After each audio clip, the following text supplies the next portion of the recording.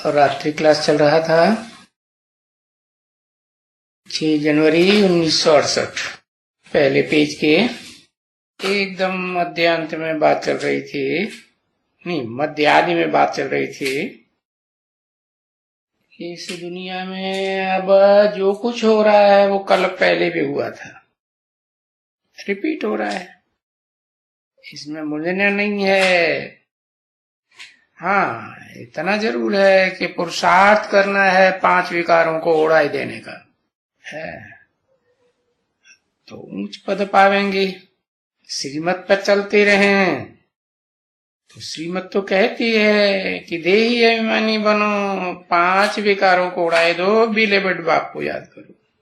अरे कितना ऊंच बाप है, ऊंच और नीचे कौन सी दुनिया की बात है? निराकारी दुनिया की बात है या साकारी दुनिया की बात है? साकारी दुनिया में बाप आया हुआ है ना, और निराकार आत्माओं का बाप आया हुआ है साकार तन में।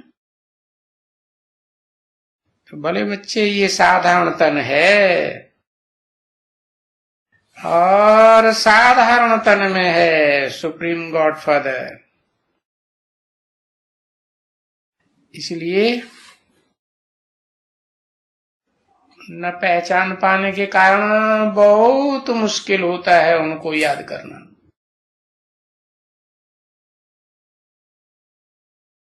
क्योंकि पहचान नहीं पाते हैं तो घड़ी घड़ी संशय आता है। क्योंकि अगर सतयुग का 16 कला संपूर्ण कृष्ण होता, सजा सजाया, सर्वगुण संपन्न, तो वो तो सब उनको पकड़ लेते, और अभी तो वो कुछ हो भी नहीं सकती है। ये तो इम्पॉसिबल चीज है क्या कि वो 16 कलाबद्ध श्री कृष्ण की आत्मा है मुकर्रर रथधारी बन जाए।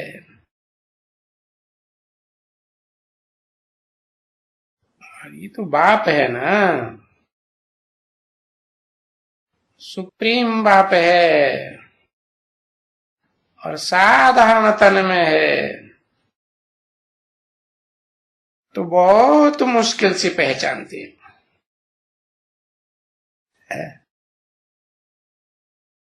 क्या अड़चन आती है? अरे गोरा चिट्ठा लंबा चौड़ा हट्टा कट्टा, हाँ, अच्छा सा होता देखने में तो सब जाके लिपट जाते हैं? नहीं, हाँ हाँ, परंतु बहुत मुश्किल है। जन्म जन्मांतर का देवान है ना, तो बहुत बच्चे हैं जो मुझे पढ़ते हैं और घड़ी घड़ी मुझते हैं, क्योंकि जब तक उस आत्मिक स्टेज के नजदीक न पहुंचे कि मैं देह नहीं हूं, आत्मा हूं, तब तक मुझते ही रहेंगे। देवान मुझान में लाता रहेगा। कभी जब सुनते हैं अच्छी अच्छी पॉइंट्स वगैरह, यहां वहां सुनते हैं, यहाँ बाबा के सामने सुनते हैं, वहां सेंटरों में सुनते हैं, तो समझते हैं अरे ऐसा ज्ञान तो ऋषि मुनि विद्वान पंडित आचार्य सन्यासी कोई आज तक दे ही नहीं सके। फिर क्या होता है? फिर झट उनको माया उड़ाई देती है। कहां उड़ाई देती है? ऊंची स्टेज में है, इस ज्ञान की समझ से परे ले जाती है। और ये हेवनली गॉड फादर बाप भी कहते हैं ये मेरा साधारण तन है? मेरा क्यों कहा? अरे तन मेरा क्यों कहा शिव ने? मुकर्रर है? अरे मुकर्रर हो या नॉन मुकर्रर हो, टेम्परेरी हो, मेरा क्यों कहा? टेम्परेरी भी तो उसमें प्रवेश करता है, तो उस समय प्रवेश किया, कब्जा किया तो किसका हुआ? उसी का ही हुआ। तो इसको खास मेरा साधारण तन क्यों कहा है? क्योंकि और जो ब्रह्मा मुख रथधारी हैं, है ना, कि एक ब्रह्मा है? ब्रह्मा नाम तो है अनेकों के, तो उनमें ये जो साधारण तनधारी है, ये तन अर्पण कैसे करता है? परसेंटेज में अर्पण करता है या 100% अर्पण करता है? कैसे कहें 100% अर्पण करता है? शास्त्रों में तो यादगार है क्या? कौन से ऋषि की यादगार है? एक अक्षर लिखो तो पता चले क्या बोलते हो। है?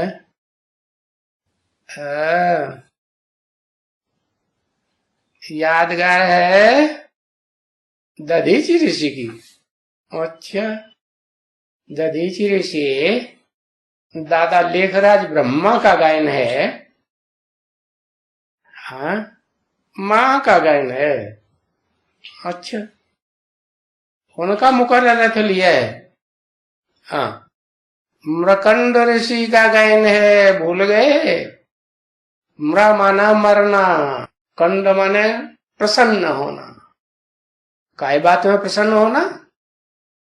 मरने में प्रसन्न होना। मरना किसे कहा जाता है? देह मरती है या आत्मा मरती है? देह मरती है। तो इस देह को है, ये देहभान को 100% मारना मना बाप का बनना। कौन से बाप का? हेवनली गॉड फादर है, जो हेवन स्थापन करने का आकर रास्ता बताते हैं, उनका बनना।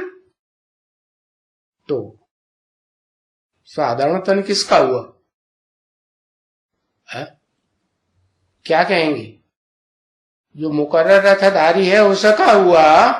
उसका हुआ? दिया नहीं उसने। जब दे दिया तो किसका हुआ? दे दिया तो शिव का हुआ ना, हेवनली गॉड फादर का हुआ ना। तो बोला मेरा ये साधारण तन होने के कारण झट भूल जाते हैं, है मेरा साधारण तन। अब भूल जाते हैं। अब भूल जाएंगे तो व्यवहार कैसे करेंगे? ये देहधारी आत्मा का तन है तो कैसे व्यवहार करेंगे? ऊंच ते ऊंच का तन है या नीच ते नीच का तन है? नीच के रूप में व्यवहार करेंगे ना तो भूल जाते हैं। अरे अगर जान जावे अच्छी तरह से है तो भूलेंगे नहीं, तो बाप को कौन भूल सकेगा? अरे ऐसे बाप को जो क्या देता है? इस देह से मुक्ति देता है, दुख दर्दों से मुक्ति देता है? जन्म होते समय दुख होता है ना, चिल्लाते हुए रोते हुए पैदा होते हैं। हाँ? जन्म का दुख जो है उससे भी मुक्ति। कैसे कैसे कहे मुक्ति हुई? है? ऐसे कहें कि स्वर्ग में जो भी जन्म होंगे वहां रोते हुए बच्चे पैदा होंगे? नहीं, तो सुख हुआ ना, यह दुख हुआ है? सुख से जन्म लेंगे है, और बुढ़ापे में भी कोई शारीरिक दुख भासेगा? नहीं भासेगा। स्वेच्छा से शरीर छोड़ेंगे, है? तो मरने का भी कोई दुख नहीं, तो जन्म जरा मरण का कोई दुख नहीं भासता। ऐसी मुक्ति देता है, छुटकारा दे देता है इस तामसी शरीर से। नहीं तो कितने जन्म हो गए हैं इस शरीर में, जो तामसी शरीर कलयुग में मिला है, इसमें ट्रांसफर होते होते कितने जन्म हुए? 63 जन्म हो गए है। कभी भी ऐसा अनुभव किया कोई बाप से, लौकिक बाप से, या जो तुम्हारे धर्म पिता हैं, बाप हुए, ग्रेट फादर्स, उनसे ऐसी इस प्रकार की मुक्ति मिली? नहीं मिली। सो भी बाबा कहते हैं, अच्छा मैं और कुछ भी नहीं। अरे तुम कुछ भी करो, चलो। क्या क्या करो? कुछ भी करो माने हा? क्या हत्याएं करना शुरू कर दो? कुछ में हत्याएं नहीं आती। अरे तुम कुछ भी करो, हत्या, आगजनी, ये सब नहीं आता क्या? ये भी तो कुछ भी करो माना कुछ भी करो, लेकिन क्या करो है? अरे बोलो। बाप कहते हैं तुम कुछ भी करो, चलो करो। एक तो अपना पवित्र बनो। अपना माने अपना शरीर है, शरीर की पवित्रता की बात नहीं। मन बुद्धि से जो संकल्प चलते हैं, उन संकल्पों में भी क्या करना? पवित्र बनना है। वाइब्रेशन पवित्र छोड़ें। मन पवित्र होगा तो वाचा भी ऑटोमेटिक पवित्र होगी, कर्मण इंद्रियों की कर्मणा भी पवित्र होगी। तो अपना जो मन बुद्धि है उससे पवित्र बनो, और अपन को इस तरह लायक बनाओ। हा? बाकी तुम यहां रह करके बनाओ, बाहर रह करके बनाओ, विलायत में चले जाओ, कहां भी जाकर बनाओ, अपने घर में ही जाकर बनाओ। और तुम बनाए सकते हैं, ऐसा नहीं कि नहीं बनाए सकते हैं। क्या है? इस तन को भी पवित्र बनाए सकते हैं, मन को भी पवित्र बनाए सकते हैं? वाइब्रेशन को भी, मन बुद्धि पवित्र बनेगी तो वाइब्रेशन भी तुम्हारे जो चलेंगे ना, वो बहुत शुद्ध और तीखे, शार्प एंड शार्ट चलेंगे। संकल्प कम चलेंगे तो सिद्धि ज्यादा होगी, संकल्प ज्यादा चलेंगे तो सिद्धि देर में होगी। एकाग्रता थोड़े संकल्पों में होगी या ज्यादा संकल्पों में होगी? थोड़े संकल्पों में एकाग्रता होगी। तो देखो, बाप कहते तो हैं हम कहां भी जाकर के पवित्र बनो, तो भी देखो यहां मुश्किल आते हैं। इतनी छूट देते हैं तो भी मुश्किल से आते हैं। आते हैं। देखो बच्चे जानते हैं, और अच्छी तरह से जानते हैं। क्या? बाबा ने तो बता दिया है कि राजधानी तैयार हो रही है, सबता रहेगी चाहिए। अब तुम जैसी पढ़ाई पढ़ोगे वैसी प्राप्ति करोगे, जिस लगन से पढ़ोगे वैसी प्राप्ति करोगे। है? राजधानी में पद कैसे कैसे होते हैं पता तो है ना? पता तो है। तो ये राजधानी स्थापन हो रही है, ऊंच ते ऊंच राजधानी है इस दुनिया की। और ये राजधानी स्थापन तो जरूर होगी। ऐसे नहीं कि सन 76 में घोषणा की थी है नई दुनिया की स्थापना होगी, पुरानी दुनिया का विनाश होगा, तो समझ में तो किसी को कुछ नहीं आया है। कैसे स्थापना होगी, किसकी स्थापना होगी? अरे हर काम पहले सूक्ष्म में होता है, फिर स्थूल में होता है। पहले तो मन बुद्धि रूपी जो आत्मा है, उस आत्मा को तो अनुभूति हो पहले, जो मनुष्य सृष्टि की बीज रूप आत्मा है? नहीं, पहले उसको अनुभूति हो कि भाई राजधानी स्थिर हुई। क्या है राजधानी? है? अरे राजा की धारणा शक्ति क्या है? राजा आत्मा राजा और शरीर में धरी हुई है। तो धारणा किसको करनी है? शरीर के द्वारा करनी है कि अकेली आत्मा धारणा कर सकती है? हाँ? तो देखो, ये कोई भी बेचारे ये बातों से क्या जाने कि सूक्ष्म राजधानी का फाउंडेशन कैसे पड़ता है। कोई को शिव शंकर का ही भेद का पता नहीं है? कहते हैं जो शिव है सो ही शंकर है। अरे भाई, मंदिरों में जाते हैं, दर्शन भी करते हैं, नमन भी करते हैं, देखते भी हैं कि पुराने पुराने जो भी मंदिर हैं उनमें सब देवताओं के जो मूर्तियां रखी हुई हैं चारों ओर दीवालों में, उनके मध्य में मुख्य स्थान पर शंकर की भी मूर्ति होती है। नहीं होती? होती है? तो वो तो मूर्ति है। और बीच में कौन बैठा है? ऐसा कभी होता है कि बीच में शंकर को बैठाएं और बाजू में लिंग को रख दे? कभी किसी मंदिर में देखा? नहीं। इससे बुद्धि में आना चाहिए ना, ये बीच में जो लिंग रूप बैठा है ये क्या है?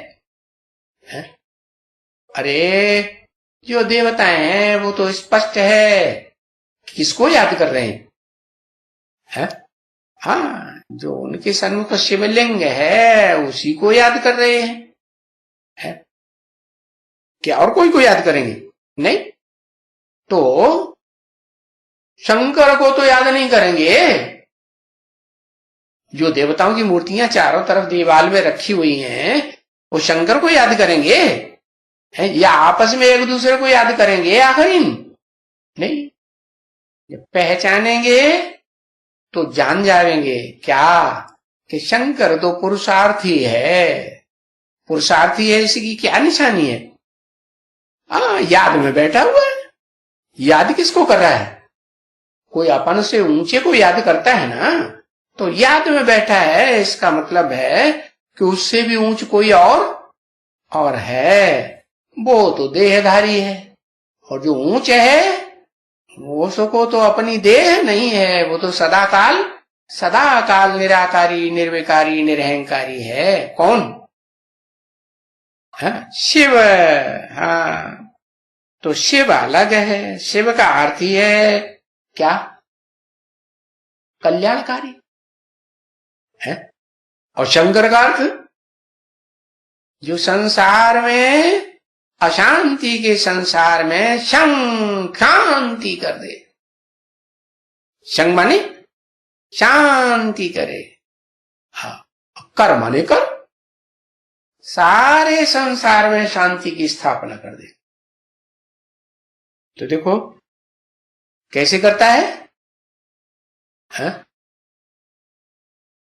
नाम के आगे लगाते हैं हर हर बम बम, और फिर साथ में दिखाते हैं सहयोगिनी शक्ति हर हर बम बम जय मां काली। बोलते हैं ना, युद्ध होते हैं तो उन युद्धों में जो सत्य सनातनी सेना होगी है, ऐसा नार की दुनिया में तो हिंसक सेना होती है ना, तो यादगार है। बाकी बाप ने कोई हिंसक युद्ध नहीं कराया, लेकिन ये स्मृति की बात है। ये बम ज्ञान के बम हो, वाचा के बम हो, या जो स्थूल बम हैं, इनका फाउंडर कौन है? बाप तो बताते हैं कि जब मैं आता हूं तो स्थापना के साथ साथ विनाश का भी फाउंडेशन डालता हूं। तो हिस्ट्री देख लो, सब जानते हैं कि ओम मंडली में जब से स्थापना हुई है तो उसी समय दुनिया में एटॉमिक एनर्जी का भी फाउंडेशन पड़ गया था, जिसका विस्फोट पहले पहले कब हुआ पता है? 1945 में हुआ ना। हाँ, उससे पहले 10 साल से पहले उसे एटॉमिक एनर्जी की इजाद होना शुरू हुई होगी ना, हुई। तो बाप आते हैं तो इस दुनिया का विनाश का सामान भी तैयार कराते हैं। तो वाइब्रेशन भी कोई छोड़ता होगा है क्या? जब दुखी होते हैं कोई तो कहते हैं, क्या करते हैं? पुतला जलाते हैं। पुतला जलाते हैं, रावण का पुतला जलाते हैं ना। बड़े बड़े नेता हैं जो बहुत दुख देने के काम करते हैं, ऐसे ऐसे कानून बनाते हैं, तो उनका पुतला जलाते हैं। तो यहां किसका पुतला जलाने की बात है?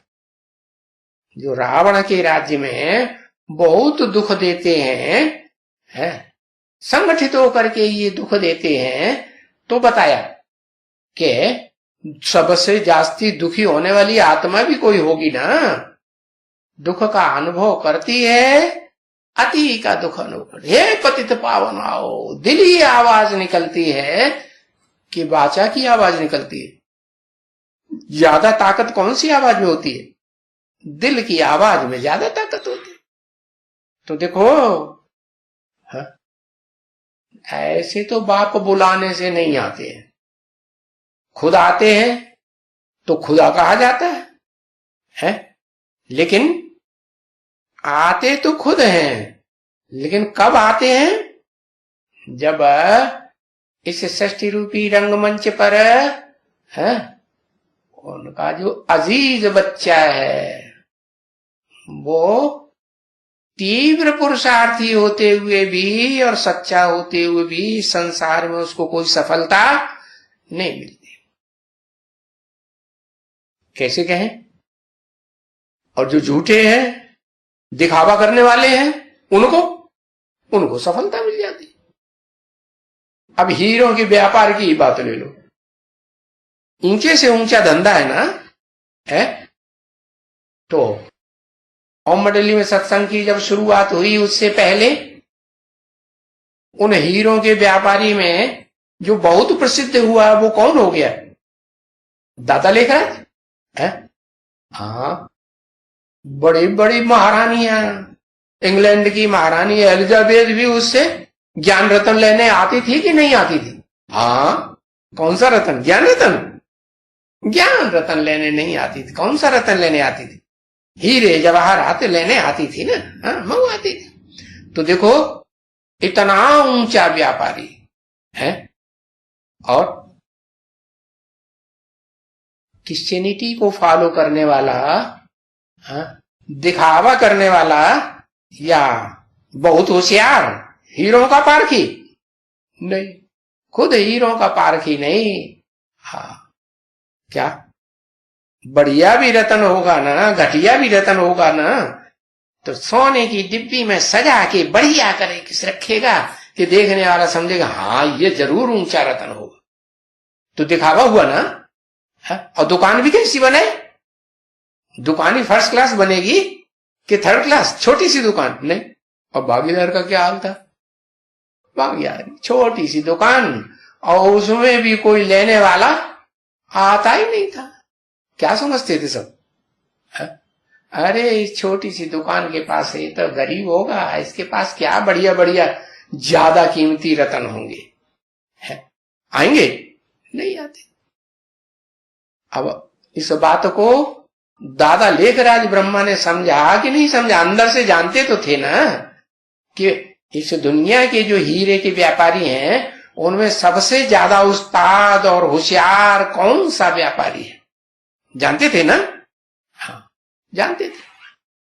तो क्या चालाकी की, उसको अपनी दुकान में, हाँ ये भी जान लिया कि ये सच्चा भी है, तो अपनी दुकान में नौकर बना के रख दिया, भले बड़ा नौकर, मैनेजर बनाया, रख दिया ना, और खुद स्वतंत्र हो गए।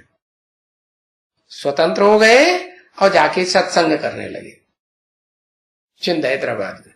हाँ, जान मजीरा बजाने लगे और जानते हैं कि सच्चा है तो आधा आधा का हिसाब हुआ ना भाई।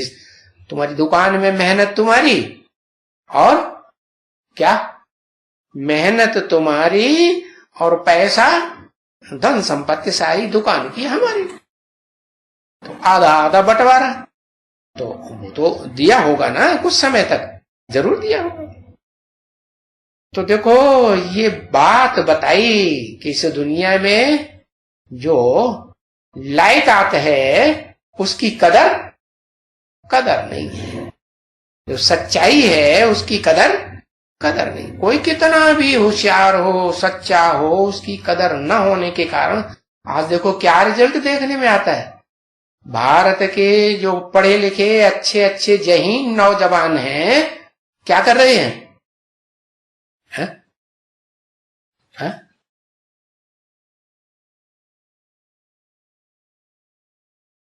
नौकर है, हाँ नौकरी तो कर रहे हैं, वो तो ठीक है। विदेश में जा रहे हैं और भारत की सेवा का कोई ध्यान नहीं रखते। क्यों? क्योंकि यहां किसी की कदर है ही नहीं। तो देखो ये साधारण तन होने की वजह से साधारण वाचा, साधारण कर्म है, और साधारण दृष्टिवृत्ति, साधारण वाइब्रेशन तो मुश्किल से आते हैं, क्योंकि साधारण होने की वजह से समझते नहीं है। बच्चे जानते तो हैं अच्छी तरह से है कि अभी हमारी राजधानी तो जरूर स्थापन होगी, लेकिन इन गहरी बातों से कोई क्या जाने, नहीं जानते हैं। तो उन्हें ये भी पता नहीं पड़ता है कि शिव की आत्मा कौन सी है, किसको याद करना है, और शंकर की आत्मा क्या है, किससे लागत लगानी है। ये बुद्धि में बैठेगा फिर? है बैठेगा? नहीं बैठेगा। तो भेद का ही पता नहीं चलता है। और यहां तो बाप बैठ करके ये देखो ऐसी ऐसी बातें सुनाते हैं, जो गीता में भी लिखा, गुह्यात् गुह्यतरम ज्ञानम, गुह्य से गुह्य राज की बात बताते हैं। तो बच्चे देखो ऐसी गुह्य बातों को सुन करके खुद बंडर खाते हैं। अरे ये क्या है? ये तो देखो सूक्ष्म वतन की, सूक्ष्म शरीर से पार्ट बजाने वाली आत्माओं को भी उड़ाई देते हैं। इस सूक्ष्म वतन को भी उड़ाई दिए। अरे ये सूक्ष्म वतन कुछ नहीं है। कोई को हनुमान का साक्षात्कार होता है, कोई को गणेश का साक्षात्कार होता है, कोई को देवी का साक्षात्कार होता है। अरे ये तो साक्षात्कार मात्र है। जैसे स्वप्न में स्वप्न देखते हैं तो सच्चाई होती है, या सारे स्वप्न सच्चे होते हैं? हाँ? तो देखो इन साक्षात्कारों को जो सूक्ष्म वतन में देखते हैं, बच्चियां जाती हैं ध्यान में, तो ये नॉलेज थोड़ी ही है? हाँ। इसमें कोई नॉलेज नहीं है साक्षात्कारों में। अरे नॉलेज जो बाप आकर के डायरेक्ट बच्चों के सामने सिखलाते हैं, वो तो यहां है, और सब बातें यही समझाते हैं। सूक्ष्म वतन में सूक्ष्म शरीरधारियों में प्रवेश करके कोई बात कोई को नहीं समझाते। नहीं तो ब्रह्मा कुमारी क्या समझती है? दादा लेखराज ने स्थूल शरीर छोड़ दिया, सूक्ष्म शरीर पकड़ लिया है, और सूक्ष्म शरीर में शिव बाप आते हैं, ऐसे ही समझते हैं ना। बाप कहते हैं मैं सूक्ष्म वतनवासी ब्रह्मा में प्रवेश ही नहीं करता हूं। अरे नॉलेज यहां इस साकार दुनिया में आकर देता हूं, साकार तन में आकर के देता हूं कि सूक्ष्म शरीर में नॉलेज दूंगा। अरे मेरे को तो खुद ही सूक्ष्म शरीर नहीं है, न स्थूल शरीर है न सूक्ष्म शरीर है। किसको? आत्मा को, शिव को। हाँ, तो शिव को न सूक्ष्म शरीर न स्थूल शरीर, तो किस में प्रवेश करेगा?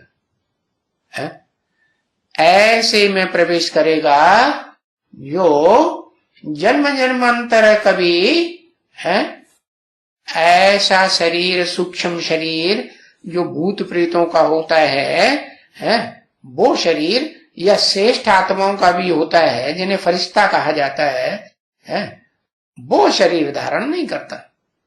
क्या? अगर अकाले मौत होती भी है, जैसे युद्ध होते हैं, तो युद्ध में अचानक किसी ने गला काट दिया तो अकाले मौत हुई ना? नहीं हुई? अकाली मौत तो हो गई। परंतु सूक्ष्म शरीरधारी आत्मा बनेगी, क्यों नहीं बनेगी? कारण है क्योंकि युद्ध करने वाले की बुद्धि में है कि हम भारत देश की रक्षा के लिए, सत्य सनातन धर्म की रक्षा के लिए युद्ध कर रहे।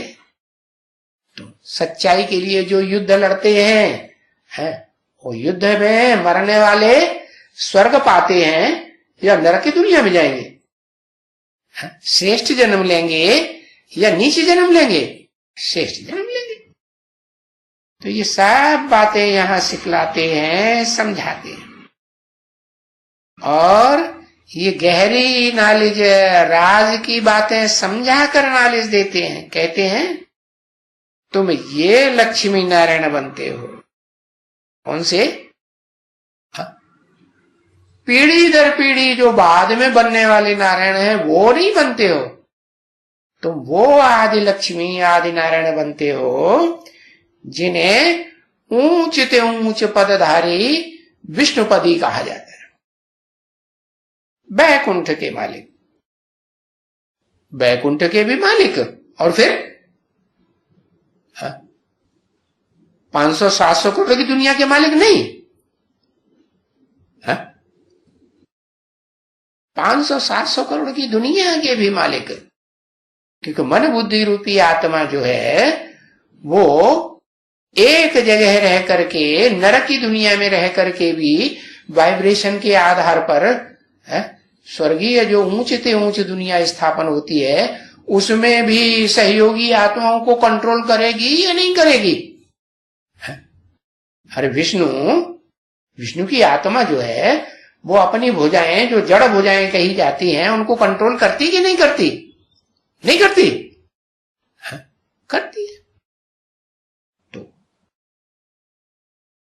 दूर बैठे भी योग बल की पावर के आधार पर दुनिया की कोई भी आत्माओं को कंट्रोल वाइब्रेशन के आधार पर कर सकती है। ठीक है ना? तो तुम ऐसे ये आदि नारायण आदि लक्ष्मी, जिनका कंबाइंड रूप विष्णु कहा जाता है? क्या कहा जाता है? विष्णु रूप। विष्णु रूप लक्ष्मी नारायण का ही कंबाइंड रूप है या कोई और रूप भी है जिसे कंबाइंड कहा जाता है? भूल गए। शंकर पार्वती का कॉम्बिनेशन है या नहीं? अर्धनारीश्वर कहते हैं, कहते हैं। तो वो भी तो विष्णु स्वरूप हुआ ना। अंतर क्या है? कुछ अंतर है?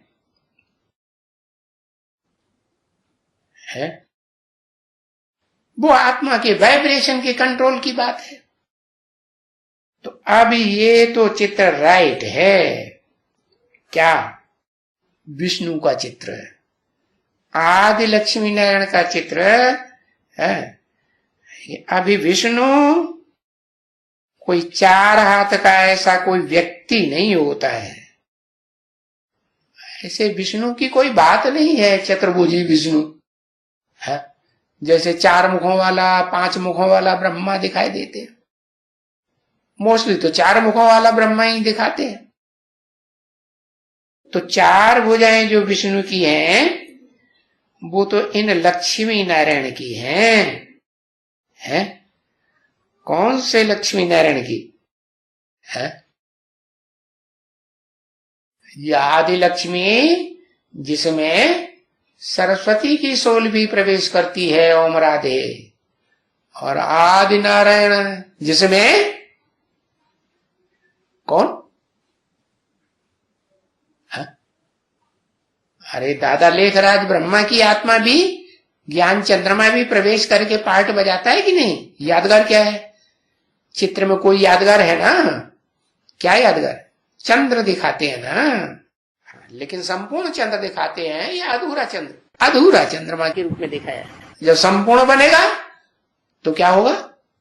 है संपूर्ण बनेगा तो क्या होगा? 16 कला संपूर्ण बनेगा या कलातीत चंद्रमा बनेगा? है कलातीत को चंद्रमा तो कहा ही नहीं जाता, अधूरा चंद्रमा की बात है। तो इनको मानना चाहिए ना, किनको? इन लक्ष्मी नारायण को है। ये जो लक्ष्मी नारायण का चित्र बनाया, इसमें 4 सहयोगी भुजाएं हैं। भुजाएं माने 4 आत्माएं हैं जिनकी यादगार दिखाई गई है। भुजाओं के रूप में क्यों दिखाया? इसलिए दिखाया कि भुजाएं जड़त्वमयी होती हैं और उनको चलाने वाला राजा ऊपर बैठेगा उत्तम अंग में या नीचे भुजाएं रहेंगी। और भुजाओं में भी 2 रूप होते हैं, लेफ्टिस्ट और राइटिस्ट। लेफ्टिस्ट जो हैं वो कड़ा काम करते हैं कि सहज काम करते हैं? कड़क से कड़क काम जो कोई नहीं करे वो काम कर सकते हैं। तो बताया लेफ्टिस्ट भुजाएं भी हैं और आईटीएस भुजाएं भी हैं विष्णु की। हाँ, तो ये 4 भुजाओं को विष्णु को देख करके मुझ जाते हैं। अरे स्वर्ग में कोई 4 भुजाओं वाला होगा तो उसकी डायनेस्टी में, वंशावली में कोई आज भी तो देखना चाहिए ना, देखने में आना चाहिए ना। आता है कोई नहीं आता। तो मनुष्य मुझ जाते हैं कि ये विष्णु कौन है सूक्ष्म वतन में, 4 भुजाओं वाला है। ब्रह्मा को तो ठीक है, 4 मुख दिखाते हैं, उसे भी देख करके मुझते हैं कि नहीं? ये 4 मुख वाला ऐसा व्यक्ति कौन सा होता है? अरे मुझते क्यों हो? तुम 10 सिर वाला रावण बनाते हो तो 4 सिर वाला ब्रह्मा नहीं हो सकता? अरे उसका अर्थ है, ये तो कवियों की प्रतीकात्मक भाषा है शास्त्रों में। उस भाषा को, राज को कोई समझते नहीं है ऋषि मुनि विद्वान पंडित आचार्य जिन्होंने ये शास्त्र बनाए। समझते हैं ना? नहीं समझते। तो देखो सूक्ष्म वतन को पकड़ करके बैठते हैं कि वो सूक्ष्म वतनवासी है। कौन? ब्रह्मा विष्णु की आत्मा। अरे वो सूक्ष्म वतन कोई ऊपर नहीं है कि आकाश में है या अंतरिक्ष में है, नहीं। ब्रह्मा के रूप में पार्ट बजाने वाली आत्मा जो 500-700 करोड़ मनुष्यों को ज्ञान दे करके ब्राह्मण बनाने की, भले नंबरवार ब्राह्मण बनते हैं, नौकरियों के ब्राह्मण बनते हैं, ब्राह्मण बनाने के निमित्त है या नहीं है? निमित्त है। तो ब्रह्मा की आत्मा भी इसी सृष्टि पर है या कोई सूक्ष्म वतन में होती है? इसी सृष्टि पर है। और विष्णु के रूप में न्यूट्रल पार्ट बजाने वाली, न ज्यादा संगारकारी और न ज्यादा पोलाइट, दोनों का कॉम्बिनेशन, बहुत सहन शक्ति का कॉम्बिनेशन है उसमें। है परम ब्रह्म का रूप है या नहीं?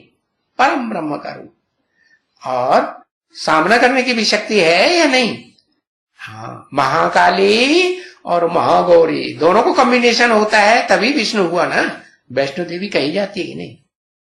अरे वैष्णो देवी की पूजा होती है या नहीं होती है? हाँ, ये है कि वैष्णो देवी का यादगार मंदिर थोड़ा नीचे है?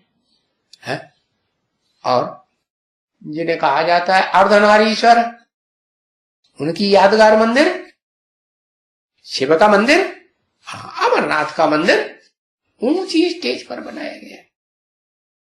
ओम शांति।